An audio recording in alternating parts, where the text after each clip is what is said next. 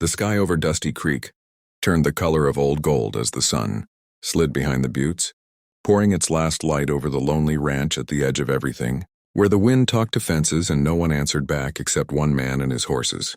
Caleb Hart, the rich cowboy everyone in town whispered about, guided his stallion into the main yard with the quiet ease of a man who had spent more of his life in the saddle than under a roof. Folks said Caleb had everything: land stretching farther than the eye could see, cattle enough to feed 3 counties, a barn big enough to swallow a small town, and a house full of fancy furniture that never got used. But what people didn't see, what they couldn't see from the outside, was the emptiness that echoed inside him every time night fell and the stars came out in brutal, honest silence. He'd buried his father, buried his brothers, buried the reckless boy he used to be, and all that was left was a man who knew how to build fences and count money, but had forgotten what it meant to really belong to someone.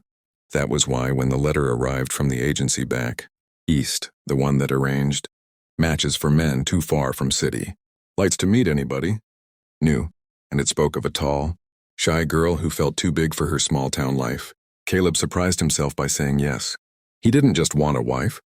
He wanted a partner, somebody who might look past the stories told about him and see the man who woke up every morning hoping this day would finally feel like home.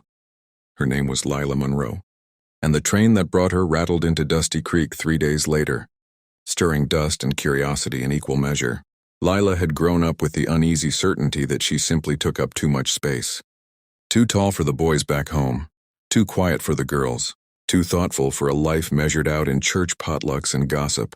The older she got, the more she noticed the way people's eyes slid over her, like they couldn't decide where to settle.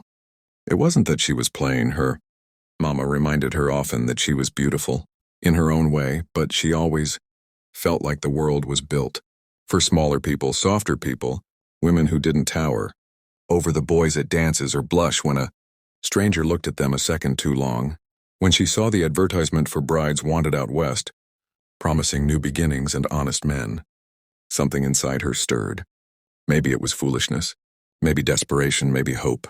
But she wrote a letter, careful and trembling, and when a reply came from a man who said he wanted a woman with backbone, a woman who could stand beside him and not behind him, her heart did something it hadn't done in years. It leapt.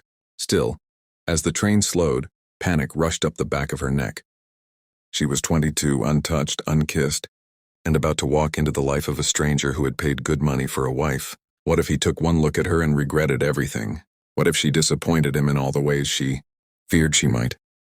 The station was little more than a platform and a sign, but to Lila it felt like the mouth of a lion.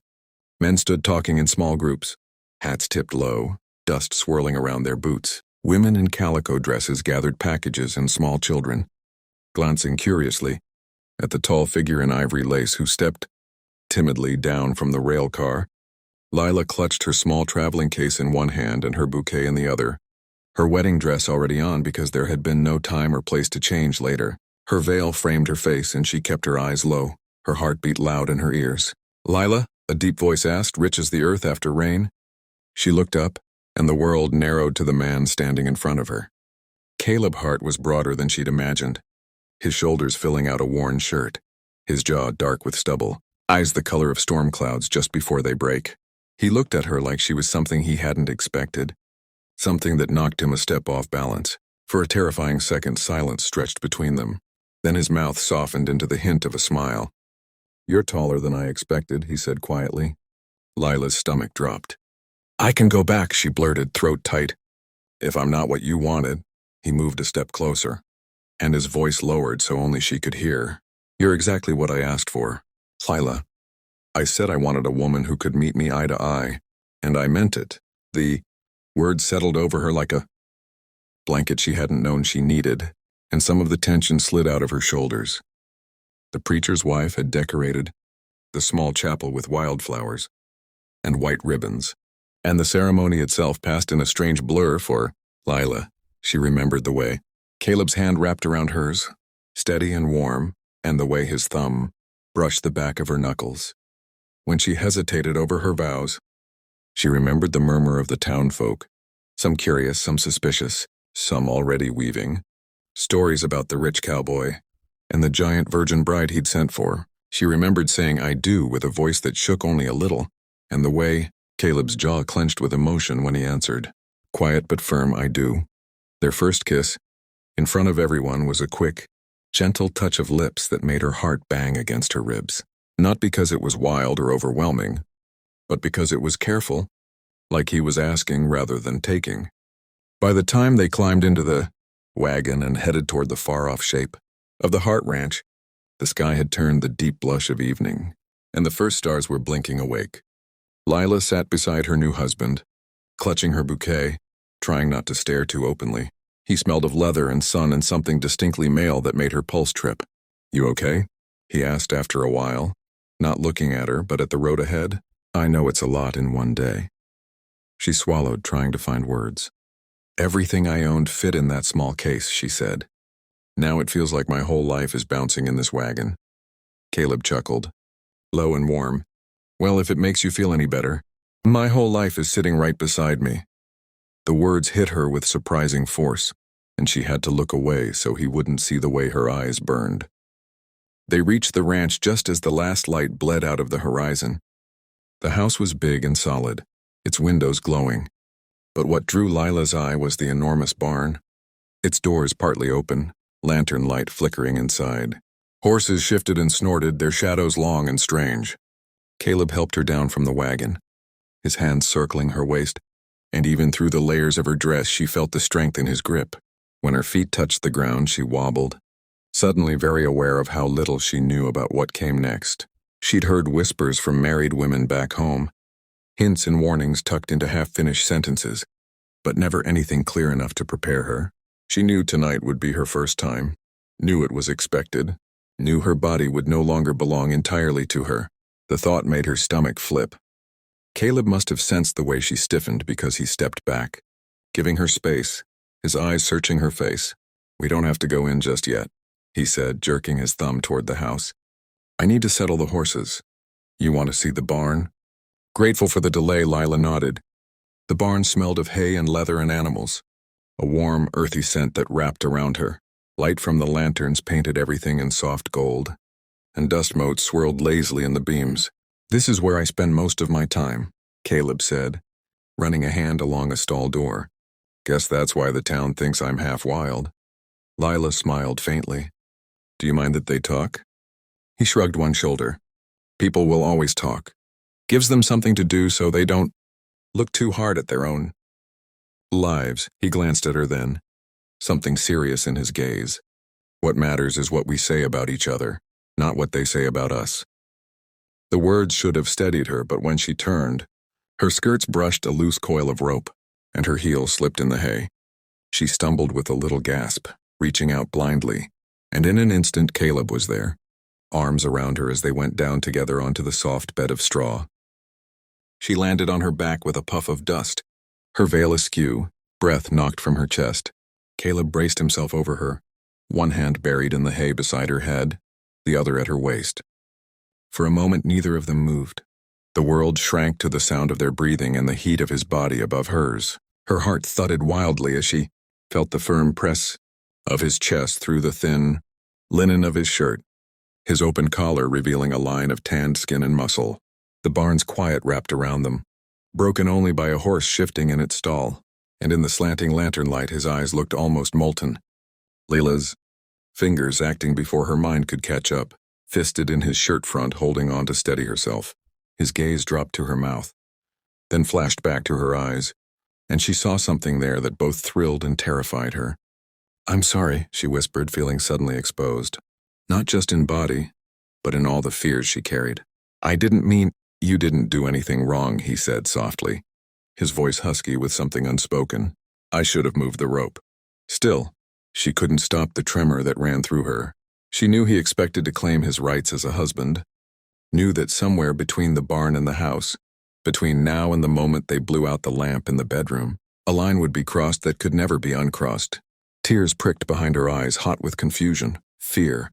Yes, but also the ache of wanting to be wanted and the deeper ache of not knowing how to do any of this. A single tear slipped free and Caleb saw it. His expression changed. the hunger in his gaze melting into concern so fast it almost hurt. "Lila," he murmured, his voice low. "You're crying." She tried to swipe the tear away and ended up smearing it across her cheek. "I'm sorry," she repeated, eyes squeezing shut. "I'm just scared. Everyone says the first time hurts, and I don't want to disappoint you, and I don't know what I'm doing." And the words tangled and another tear slid down. For a heartbeat, there was only silence, the kind that could tip either toward anger or gentleness. Caleb took a slow breath. "Look at me," he said eventually, not as a command but as a request. She opened her eyes to find him watching her with a seriousness that rooted her to the spot. "Lila, listen close," he said. "I'm a man, not a monster. I won't take anything you're not ready to give. I don't care what people back in your town whispered, or what you think a husband expects. I care about you. About the woman who crossed half a country to stand beside me today. And I promise you this, if it hurts, if you're scared, if you freeze up or need to stop, I'll make it better, not worse. I'll go slow. I'll listen to you. And if all we do tonight is hold each other and breathe the same air, that's enough for me. I swear to you, Lila, I'll make it. Not break it." The way he said it, each word careful and heavy with meaning, cut straight through her fear. The dam inside her cracked and she let out a small, choked sound that was half laugh, half sob. "You really mean that?" she asked. "You won't be angry if I can't." His hand lifted, rough knuckles grazing her cheek so gently it almost undid her. "I've spent years wanting someone who chose to be with me," he said quietly. "I'm not about to ruin that by forcing you to move faster than your heart can handle." In that golden, dusty space between fear and trust, something shifted. Lila's tears kept coming, but they changed flavor. Less from panic and more from the strange relief of being seen. She realized that the ache in her chest wasn't just about what might happen later. It was about a lifetime of being told she was too much, too big, too awkward, too inexperienced, and how those words had wrapped around her like chains. Lying there in the hay with this man above her, she heard those chains rattle. "I don't know if I know how to be a wife," she admitted, voice trembling. "I don't know if I know how to be wanted." Caleb's thumb traced a slow line along her jaw. "Then we'll learn together," he said simply. "You don't have to prove anything to me tonight. You already did the bravest thing by getting on that train. We'll take it one step at a time, one touch at a time, and when you're ready, really ready, we'll cross that line together. Not because it's owed, but because we both want it." His words wrapped around her like a warm coat in winter. The weight pressing her into the hay no longer felt threatening but protective, and her grip on his shirt loosened, fingers splaying against his chest. She realized his heart was thudding as hard as hers, and that revelation that he, this strong, self-assured man, could also be nervous, made her chest tighten with something tender. "You're shaking," she whispered, half in wonder. His mouth quirked. "Told you I'm a man, not stone." A small, tentative laugh slipped from her and he smiled fully then, the kind of smile that lit up his whole face and made her feel like maybe the world wasn't such a scary place after all. He eased his weight off her just enough to help her sit up, hay clinging to her dress and veil. For a moment they just sat there in the soft, golden light, breathing, their bodies close but no longer tangled. Caleb brushed a bit of straw from her hair, fingers lingering at her temple. "You're my wife now," he said quietly. "Not my property. You get a say in how this goes. So tell me, Lila, what do you need from me tonight?" The question stunned her. No man had ever asked her what she needed. People told her what she was, what she should be, but never this. She thought about the stories whispered in corners, about women flinching through their wedding nights because it was expected of them, about men who mistook fear for shyness and pushed anyway. She thought about the way Caleb had looked at her at the station and in the church, like she was a choice, not a burden. She swallowed hard. I need to know that if I say stop, you'll listen," she said at last. "I need to know that you won't think less of me if I'm clumsy or frightened. And I need to feel like it's ours, not just something I endure." He nodded slowly, as if her words were a contract he fully intended to honor. "Done," he said. "You say stop, I stop. You say slow, I go slow. You say not yet, I wait. And as for thinking less of you, Lila, seeing you fight through your fear and tell me what you need only makes me think more of you." Heat flooded her cheeks, but this time it wasn't entirely from embarrassment. There was a quiet power, in naming her needs and having them accepted instead of dismissed. Caleb stood and offered her his hand, hauling her gently to her feet. Pieces of hay clung to his shirt, and she reached out impulsively to brush them away, fingertips skimming the firm plane of his chest where his shirt gaped open. The contact sent a little shock through both of them. His breath hitched and her eyes flew to his. For a moment they simply stared at each other, awareness humming in the air like the low thrumming of a distant storm. He could have grabbed that moment and twisted it into something urgent and demanding, but he didn't. Instead, he caught her hand in his, brought it to his lips, and pressed a kiss to her knuckles. "Come on," he said softly. "Let's go home." The word home settled between them like a seed. She nodded, letting him lead her out of the barn toward the, house where the next chapter of her life waited. As they stepped into the cool night air, the sky stretching endless above them, she realized she wasn't just scared anymore. She was also curious. Curious about the man who had promised to make her. First time something she didn't have to fear. Curious about the life they might build here on this land. Curious about her own heart and what it might become if someone finally treated it as precious. If you're listening to this and feeling every beat of Lila's heart, every rough edge of Caleb's loneliness, don't go anywhere because their story is only just beginning. In the next chapter, we'll see how a promise made in a golden barn stands up to the dark whispers of the town, the ghosts from Caleb's past, and the fears that still live inside Lila's chest. Make sure you hit that subscribe button and turn on notifications so you don't miss how this giant virgin bride and her rich, lonely cowboy learned to turn fear into trust and promises into something like forever.